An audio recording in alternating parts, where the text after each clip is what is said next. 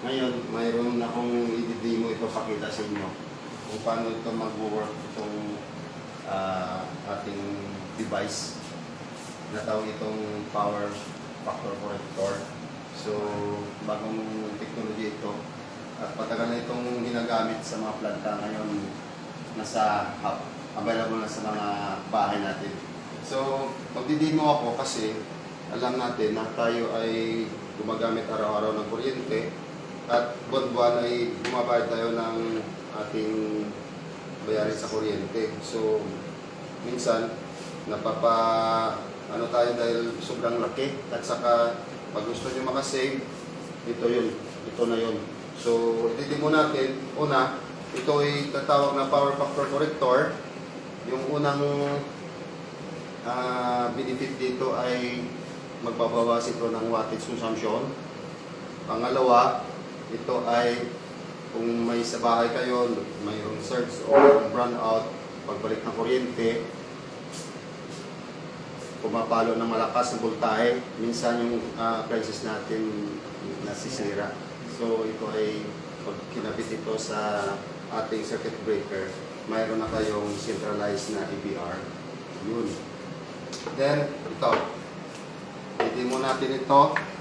Isipin na lang natin na ito ay mayroon tayong demo kit. Okay?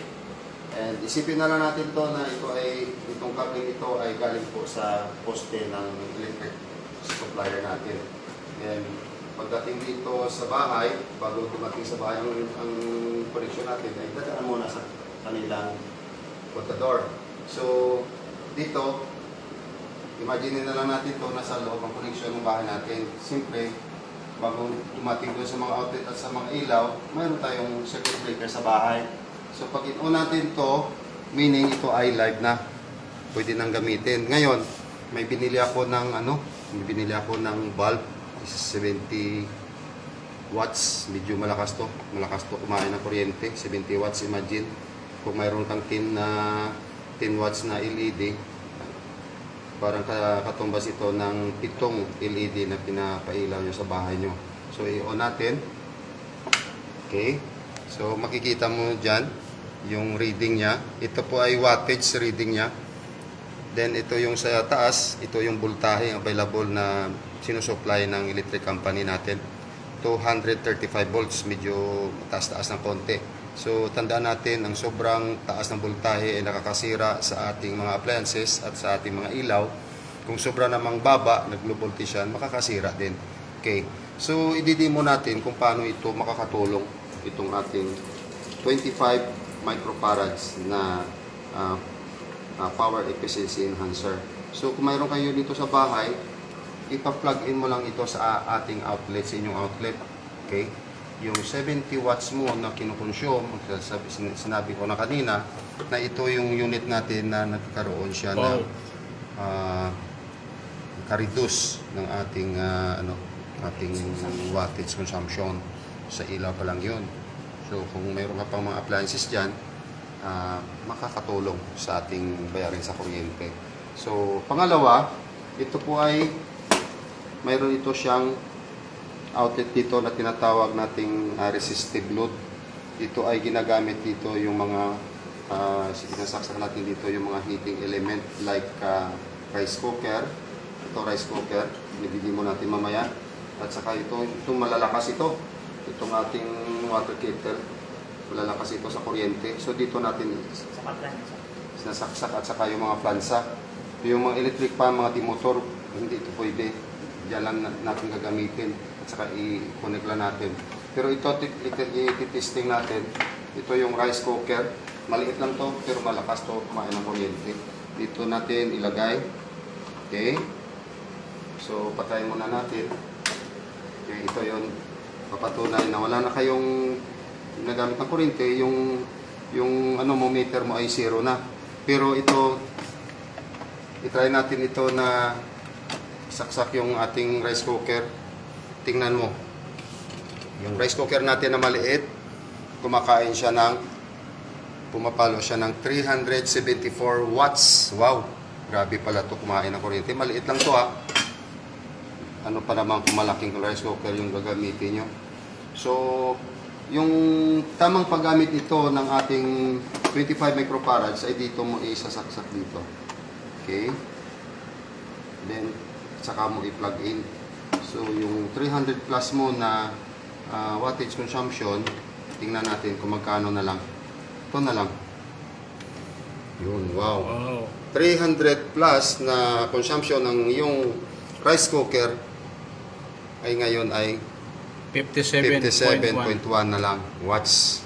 Diba? Nakakatipid tayo. So, sino ba naman hindi gusto makakatipid? Ito naman. Itong, kung palagi kayong gumagamit araw-araw, umaga, nag-iinit kayo ng tubig. Ano pa? Minsan yung anak nyo ay hindi siya magligo, magligo siya. Naglagyan ng init na tubig. Ito yung ating yung inita natin ng tubig. Tingnan natin kung magkano yung consumption niya. Ito yung natin. Okay? Ay wow, ang lakas. Ang lakas kumain ng kuryente. Tingnan mo. It's 1,516 watts. Meaning, sobrang lakas ng kung tingnan mo yung kontador, ang lakas, ang bilis umikot. Diba? So, yun nakakadagdag ng mga bayarin natin sa kuryente dahil masyadong malakas kumain ng kuryente. Okay. Yun, tulad ng kanina ng rice cooker, dito rin natin sasaksak doon sa sa resistive load niya. Okay. So, try natin ulit. Yung 1,500 watts, dito na. Sasaksak natin ulit. Kano na lang? Ay wow, coach. 28 watts. 28.6 watts. Diba? Nakakatipid kayo ng kuryente. Nakatulong pa. Okay? So, nagbibil kayo ng isang buwan is 10,000. Okay naman sa inyo na makasave kayo ng 30 to 40% sa inyong bill. Ito talaga yung bagong technology. Actually, matagal ko na itong nakikita sa demo ng mga partners ko. Nung isang buwan na ako nagamit ito, so nakakatulong din sa bill ko. Okay? So, halimbawa, gumamit kayo ng ilaw. Gumamit kayo ng sa tubig. Yung rice cooker. Ito ng rice cooker. Kano yung consumption mo is 443 watts. Okay? Ilaw pa lang yan at saka rice cooker. Kung mayroon ka pang mga dyan, refrigerator, aircon, di ba lalakas yung kaya sa kuryente, gamit sa kuryente. So, ito lang, gamitin mo lang to. Yung 400 plus mo, balik natin dito, yun, 126 watts na lang. Meaning, nakakatulong So sir, talaga. tatanungin kita, magkano yung bill nyo nang wala pa kayong power factor corrector? Actually sir, yung bill namin dati, years na yun ginagamit namin sa bahay. Nagbibil kami dyan minimum of 4,000 to 5,000. Yan kami minimum. Nung gumamit kami dito, yung ginamit ko sa bahay, 2 unit, ito yung kinakabit ko sa main circuit breaker namin. Then, ito naman, ay dito lang sa kitchen. Kasi dito yung ginagamit yung aking mga rice cooker ko at saka yung sa tubig. Kasi pagising ko sa umaga kasi, nag-iinit ako ng tubig. Kakapi ako. So minsan, pagdating ng mga bisita ko, pag alas 10, alas 11, mag-init ako ulit ng tubig, magkape ulit. Sa hapon, mag-init ako ulit ng tubig. Hindi ko pala alam na itong Lakas niya lakas kumain pala ng kuryente. Kaya naintindihan ko, kailangan ko to. So, bumili ako dito. At saka ito. Yung bill ko na dati 4,000 last month, last August, June, yung bill ko doon sa aming, sa Negros Power is 4,428.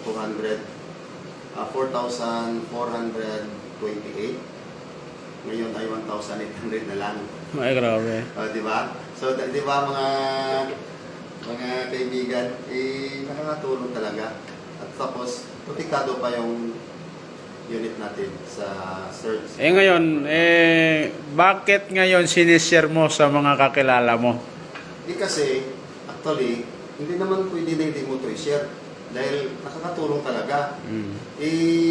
Yung minsan nga, yung mga walang kwentang-kwento, kinukwento mo pa, ito may kwenta talaga eh. Mm. At tapos, kwento-kwento ka lang sa mga kaibigan mo, nakakatulong ka na. So, iba mga kaibigan ko nag-try na at saka gumamit din. Nakakatulong talaga sa kanila. Oo. Hmm. So maganda ba yan i-business? Siyempre, kaya nga ako tinisting ko ito una, nakita ko, nakasave ako ng kuryente, nakasabil ko. I-share ko na yung business kasi malaking business to. Yan. Malaking market to. Alam mo kasi nakikita ko kasi coach Dan, lira itong product na ito. Walang sa market. Tayo lang nagbibenta nito. Kung gusto mag-i-market, wala ka nang pili. Basta mayroong ang bahay, mayroong kuryente, mangin customer natin. Kaya huwag ka nang pumunta sa malayo. Diyan sa paligid mo, pwede mo ito i-share at makakaroon ka ng business. So yun no, thank you Sir J-Boy. Yes. So congratulations at si Sir J-Boy isa sa mga testimony natin dito sa Negros. So siya yung unang client natin dito from 4-4. So 1.8 na lang po siya first month niya. So thank you Sir J-Boy. Yes, thank you, sir.